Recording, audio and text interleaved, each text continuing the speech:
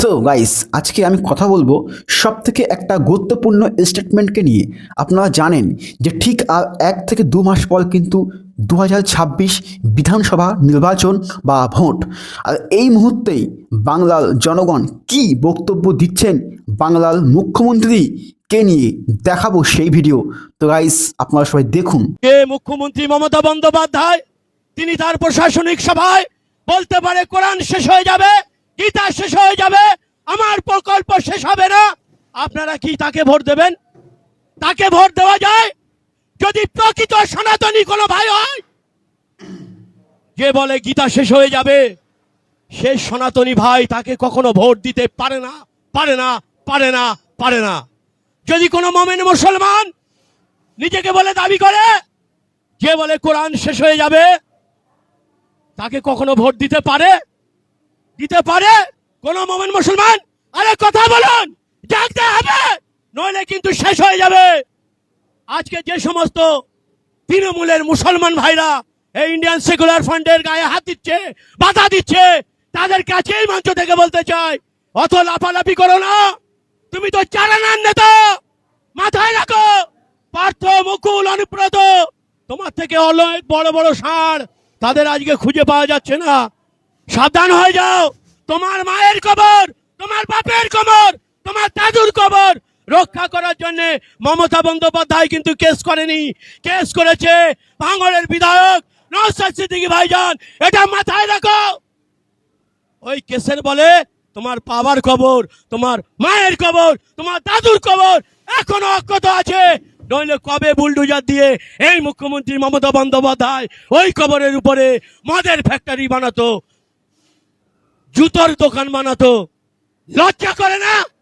এখনো যে সমস্ত মুসলমান ভাইরা টুপি দাড়ি পরে নামাজ পড়ছো, অথচ ইন্ডিয়ান সেকুলার ফান্ডের ছেলেদের গায়ে হাত দিচ্ছ, তাদের প্রোগ্রামে বাধা দিচ্ছ।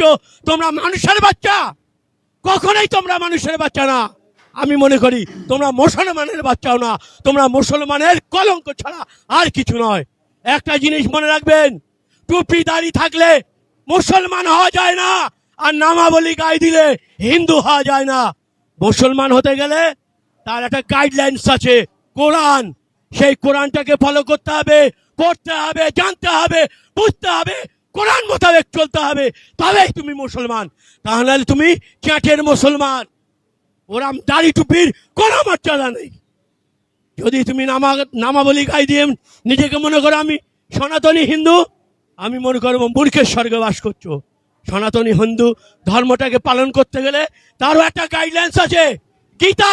সেই গীতাকে তোমার পড়তে হবে, জানতে হবে, বুঝতে হবে, গীতার অনুযায়ী তোমাকে চলতে হবে, তবেই তুমি সনাতনী হিন্দু। নাহলে তুমি হিন্দু নামে কলঙ্ক। তাই এই হিন্দুর মধ্যে, এই মুসলমানের মধ্যে কলঙ্কে এখন ভরে গেছে। এই কলঙ্ক মুক্ত এই বাংলা আমাদের তৈরি করতে হবে। এই সমাজটাকে বদলাতে হবে। ক্ষমতা দখলের জন্য নওশাদ সিদ্দিকী আসেনি, ইন্ডিয়ান সেকুলার ফ্রন্ট আসেনি। এই সমাজ দুর্গন্ধে ভরে গেছে, নোংরামিতে ভরে গেছে, ধর্ষণে, খুনে ভরে গেছে। ভাবতে পারেন, মরা মানুষের চোখগুলো তুলে পর্যন্ত এই সরকার বিক্রি করে খাচ্ছে। আজকে আর্জি করে আমার বোনটা, কি অপরাধ ছিল তার, কি করেছিল?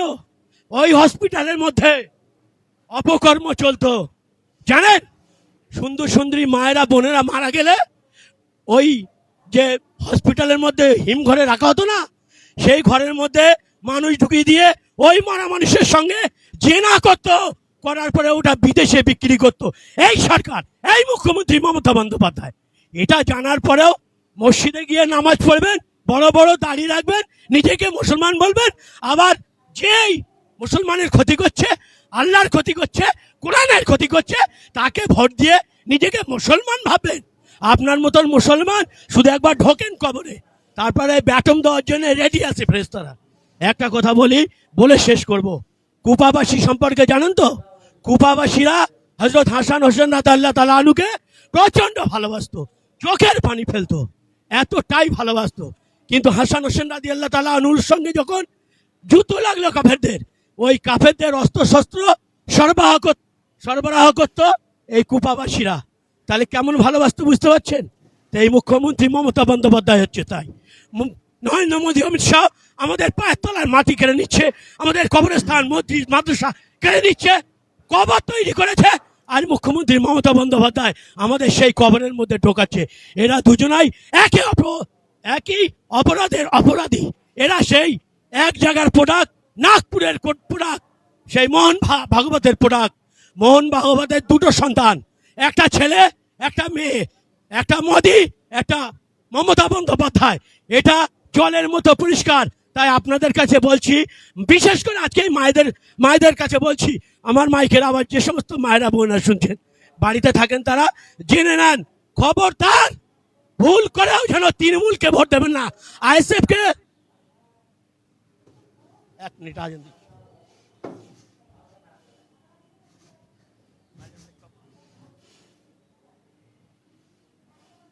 একটা কথা মায়েদের ভাইদের বোনেদের বলছি, আইএসএফ সমাজ পরিবর্তনের জন্য এসে